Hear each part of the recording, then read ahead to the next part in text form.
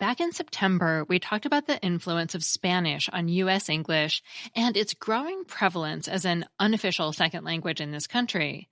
But what do we call people of Hispanic or Latin American descent? Hispanic? Latino? Latina? What about new terms like Latinx, Latinx, and Latine, Latine? Well, first, out of respect, we should refer to people by the terms they prefer. But let's talk about the history and usage of these different ways to refer to those of Hispanic or Latin American descent.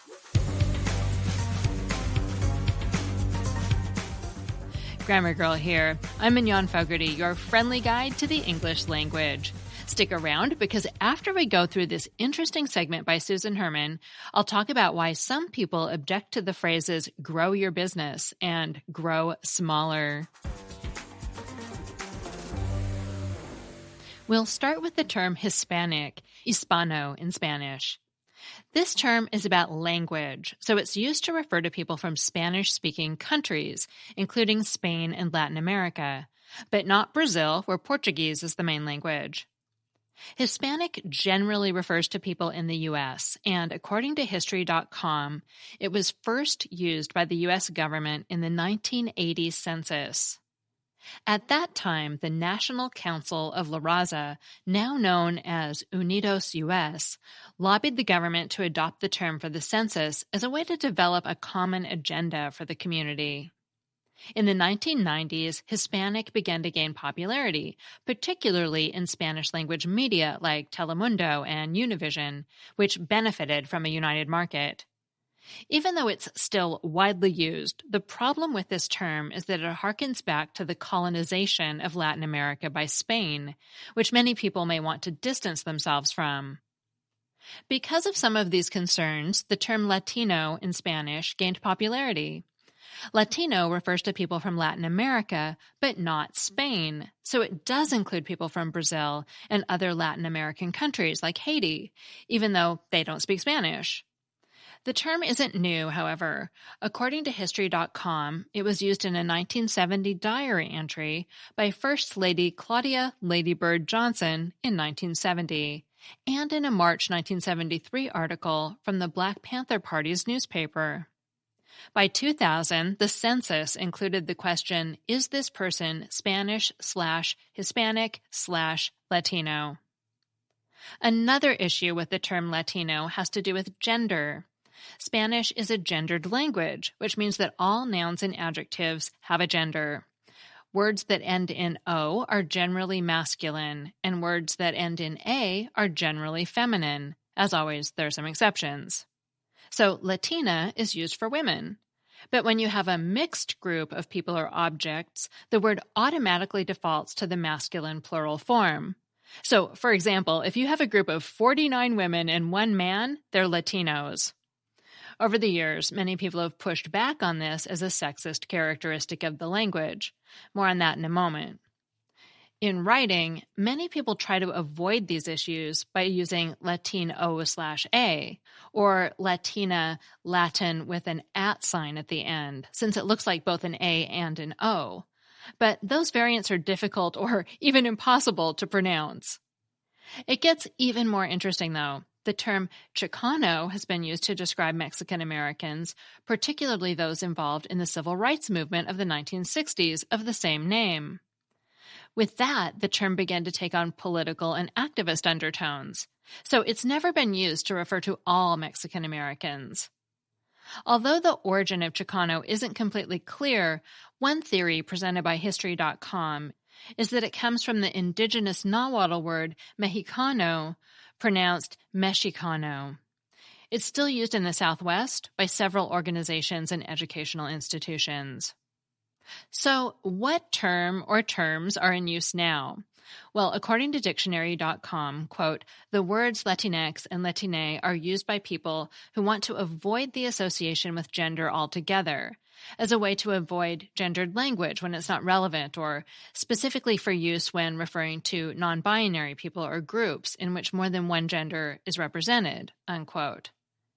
The terms first came about in the early 2000s in the LGBTQ+ community, primarily in the United States. Latinx was added to the Merriam-Webster Dictionary in 2018 and to the Oxford English Dictionary in 2019. Merriam-Webster also includes Latine and notes its first usage in 2017. People often look at the spelling of these words and wonder how to pronounce them. Well, Latinx is usually pronounced the way you've been hearing me say it, Latinx, and also more rarely as Latinx, according to Merriam-Webster and a video by the American Pronunciation Guide. This phenomenon of using X for gender-neutral terms isn't unique to Spanish either. Similar terms have popped up in English, like mix, MX, as a courtesy title, and folks, FOLX, as a way to refer to commonly marginalized people. We also have Latine, but some English speakers may pronounce it Latine. Some people prefer Latine because it fits better with Spanish rules of pronunciation. As Dictionary.com points out, Latinx can be, quote, cumbersome to pronounce, unquote, for Spanish speakers. Using Latine also allows people to adhere to Spanish subject, verb, and noun adjective agreement in terms of number, that is, singular and plural. The question is, are Latinx and Latine used by the people they represent? Well, not so much, it turns out. Many continue to use Latino as the default, and many others prefer to highlight their place of origin, Puerto Rican, Mexican American, Salvadoran, and Peruvian, for example. And according to an article by Them magazine, still others prefer to highlight their indigenous ancestry, which doesn't really fit with any of the terms described above. According to NBC Latino, in 2017, the term Latinx had started appearing in mainstream media and even Hispanic media, but it still hasn't been widely adopted. In 2020, the Pew Research Center reported that while 25% of those who identified as Hispanic or Latino had heard of Latinx, only 3% used the term. And according to a December 2021 poll by Ben Dixon and Amandi, only 2% of Hispanic voters aged 18 to 29 would use Latinx to describe themselves. 60% preferred the term Hispanic. The poll further found that, quote, 30% of Hispanic voters were less likely to support a politician or political organization using the word, unquote. Due to such resistance, even the League of United Latin American Citizens, commonly known as LULAC, the largest Latino civil rights group in the U.S., dropped the term from its official communications in December 2021. In an NBC News article, the group's director, Domingo Garcia, said that the term was very unliked by almost all Latinos and that, quote, the Latinx community doesn't want to be called Latinx, unquote. In his announcement, Garcia referred to a Miami Herald editorial that cited the same poll, saying that 40% of respondents were, quote, bothered or offended, unquote, by Latinx. According to this article, the term, quote, had failed to gain buy-in from the people it's supposed to empower. It's time to retire it from official use, unquote. Nevertheless, some activists strongly support the term, noting that Latino is a masculine term and Hispanic is connected to Spain, and that the plural form Latinos defaults to the masculine. Are you thoroughly confused yet? Well, you're not alone. Even some press varies the terms it uses, like in this headline from KSNW in Wichita, Kansas, quote, Latinx students now eligible to apply for Hispanic scholarship, unquote.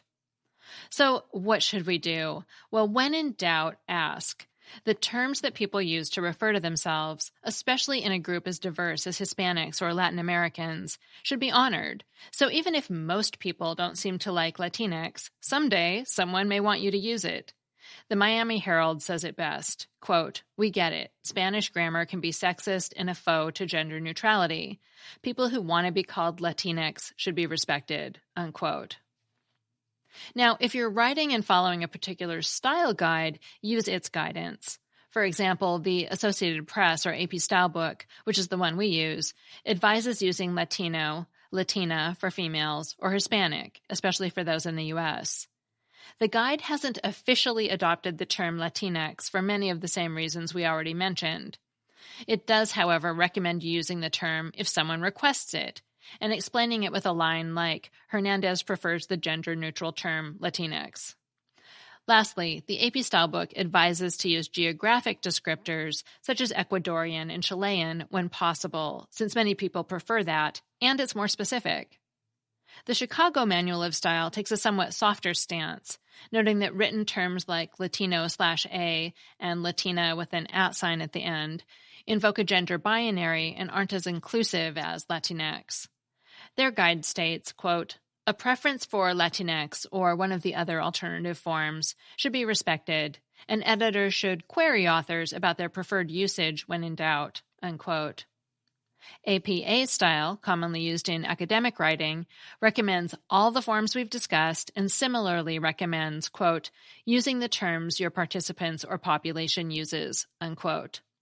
And I should note that there are many style guides. These are only 3 of the most widely used. So the next time you find yourself having to choose one of these words, don't fret. Check to see what term or terms the person or group uses. And if it's not clear, just ask them. And remember, one of the most amazing things about language is how it changes over time. That segment was by Susan K. Herman, retired U.S. government multidisciplined language analyst, analytic editor, and instructor.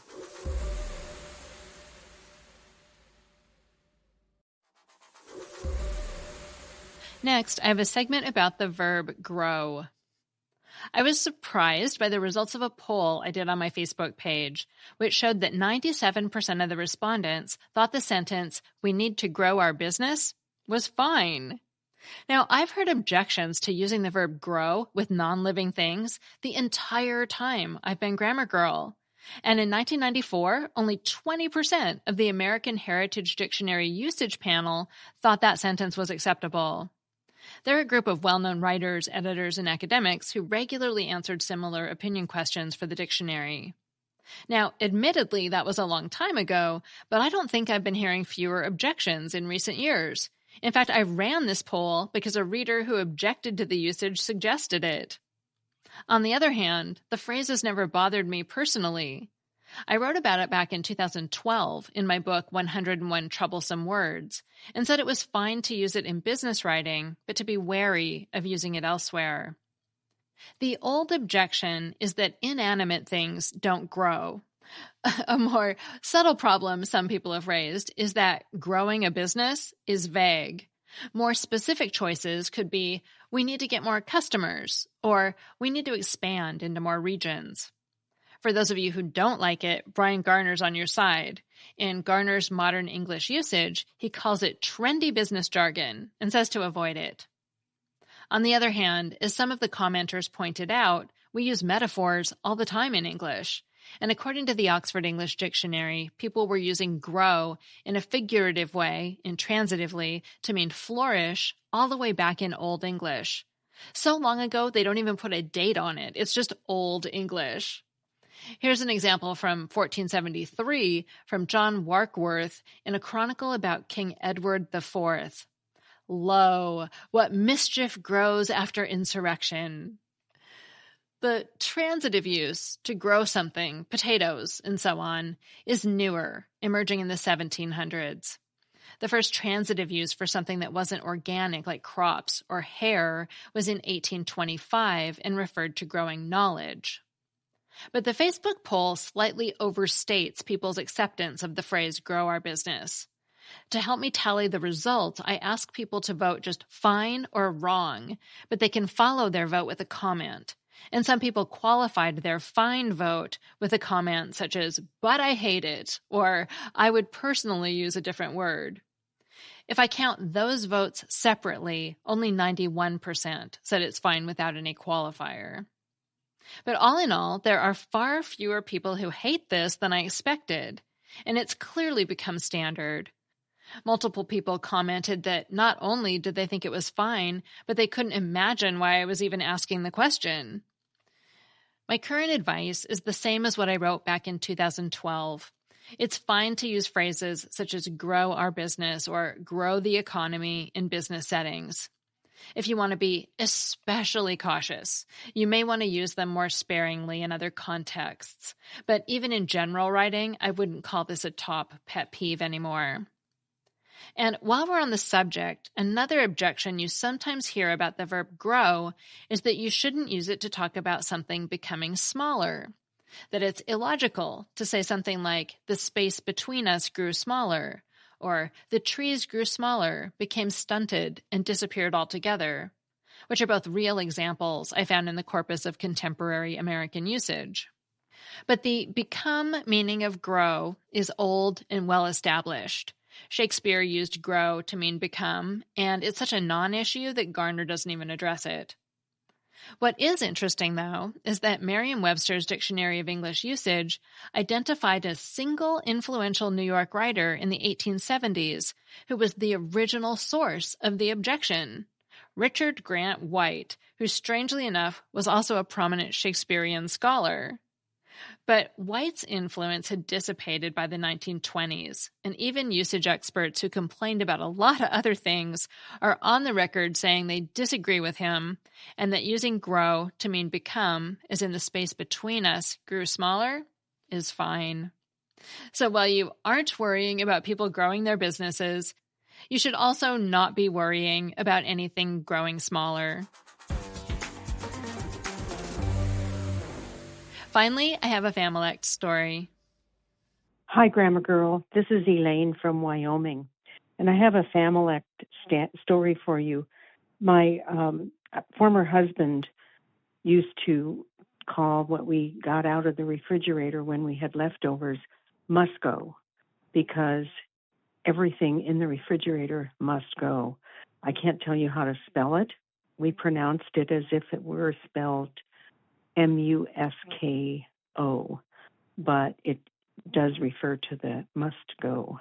Anyway, love your program. Thanks. Bye-bye. Thank you, Elaine. I am sure people are going to have a lot of must go soon. And if you're seeing your family this month, it's a great time to talk about your Familects and where they came from. If you unearth a great story, give me a call and leave a voicemail. The number is 833-214-GIRL. It's in the show notes, and it's in my email newsletter every week, too. And here's a reminder, it's not too late to start the year with the Grammar Daily. It's like a tip-a-day calendar you can keep forever. The book has 365 pages with tips, cartoons, puzzles, and quizzes to entertain you for the whole year. It's a fully updated version of my 2009 book, The Grammar Devotional, but now with a more obvious title, The Grammar Daily. Grammar Girl is a quick and dirty tips podcast. Thanks to audio engineer Nathan Semes, ad operations specialist Morgan Christianson, digital operations specialist Holly Hutchings, director of podcasts Brannan Goetschius, marketing assistant Kamryn Lacy, and marketing associate Davina Tomlin, who just learned how to do a backflip in circus class and clearly lives a much more exciting life than I do. And I am Mignon Fogarty, better known as Grammar Girl. That's all. Thanks for listening.